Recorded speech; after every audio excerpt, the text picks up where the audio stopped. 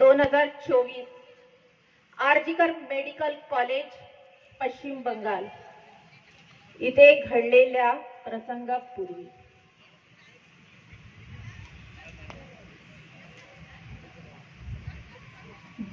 एक बात मुझे बतला दे, एक बात मुझे बतला दे, मैं लक्ष्मी हूँ या मनोरंजन का साधन, मैं लक्ष्मी हूँ या मनोरंजन का साधन।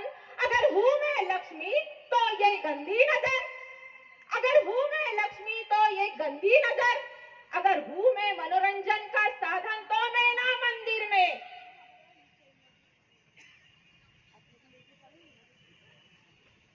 मी तुम्हाला परत नमस्कार करते। मी 31 वर्षाची चेस्ट मेडिसिन डिपार्टमेंटची सेकंड इयरची विद्यार्थिनी, वडील गरीब घरची साधारण कुटुंबातील मी। वडिलांनी मला या हाताने वाढवलं, मोठं केलं, शिक्षण दिलं, जेणेकरून मी त्यांच्या म्हातारपणाचा आधार बनू शकेल। पण त्यांनी या हाताने मला मोठं केलं, कष्ट केलं, आणि मी त्यांच्या कष्टाची, त्यांच्या संघर्षाची परतफेड करायची माझी वेळ आली त्यावेळेस पुढे ऐका।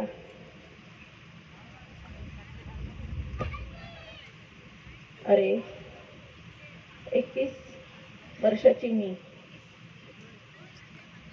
साधारण कुटुंबातली, वडिलांनी मला शिकवलं, त्यांच्या कष्टाची, त्यांच्या संघर्षाची मला परतफेड करायची वेळ आली होती। त्यांचा धैर्य, त्यांचा आत्मविश्वास मला वेळोवेळी ही जाणीव करून देत होती की पण तुला मोठं व्हायचं आहे, तुला तुझ्या पायावर उभं राहायचं आहे, तुला तुझ्या वडिलांचा माथा उंचवायचा आहे। त्यासाठी मी 12 तास अभ्यास केला, आणि माझं स्वप्न होतं भागवत मॅडम, माझं स्वप्न होतं की एमडी कोर्स मध्ये मला गोल्ड मेडलिस्ट मिळवायचं होतं, मला एमडी कोर्स मध्ये गोल्ड मेडलिस्ट मिळवायचं होतं। पण सर्व उद्ध्वस्त झालं, स्वप्न ते स्वप्न राहिलं।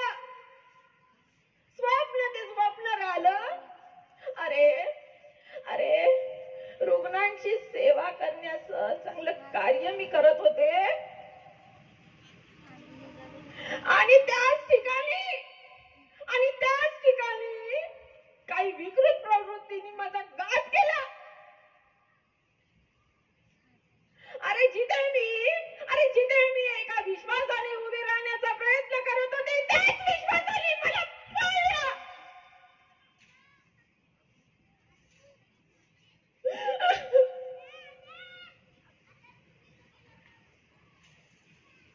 माझ्या हात पडले, माझे पाय पडले, माझ्या गळ्यात दाबलं, माझे पाय पडले।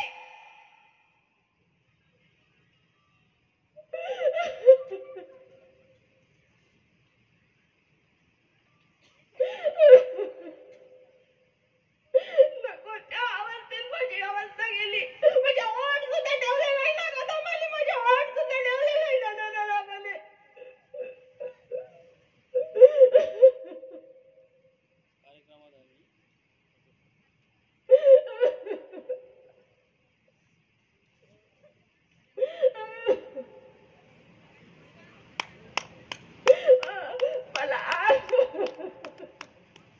मला माझ्या वडिलांचं स्वप्न पूर्ण करायचं होतं,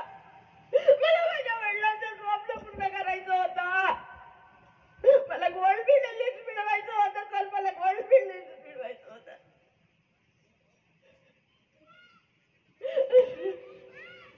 त्या रात्री त्या वेदनेने लाजडी भरलेल्या रात्रीने माझे ते नको ते हाल झाले, मी पूर्णपणे तुटून गेले।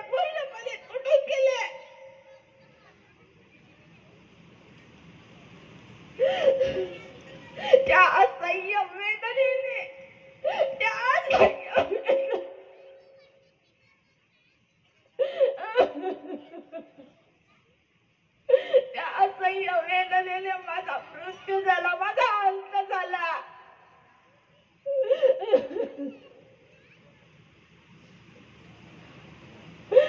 माझा अंत झाला आणि माझ्या मृत्यूचा विचार करीत मी माझ्या मनालाच विचारते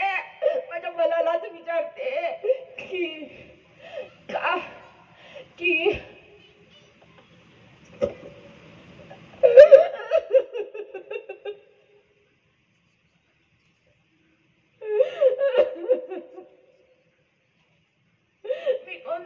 मी कोणतं पाप केलं? मी रुग्णाची सेवा केली, नाईट शिफ्ट केली. अरे माझा हा गुन्हा होता, रुग्णाची सेवा करणे हा गुन्हा होता, वडिलांचं स्वप्न पूर्ण करणे हा माझा गुन्हा होता.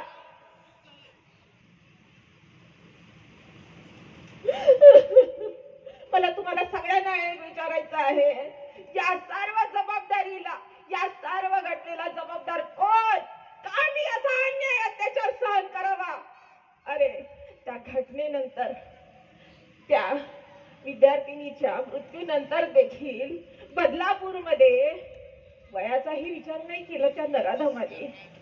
तिला देखील सोडलं नाही. या घटना अशाच वाढत आहेत. याला फुल स्टॉप कुठे मिळणार सर? कधी संपणार हे? कधी संपणार? आम्हा स्त्रीचा जन्म यासाठी झालेला आहे. अरे मी स्त्री जन्म घेतला ही माझी चूक आहे का?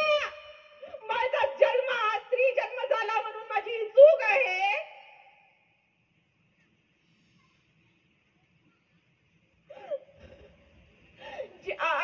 ज्या भावाच्या हातामध्ये मी राखी बांधते, ज्याच्या मनगटामध्ये बहिणीचं रक्षण करण्याची ताकद असायला हवी, पण तोच भाऊ त्या वाचते तिच्यावर, काय बोलावं?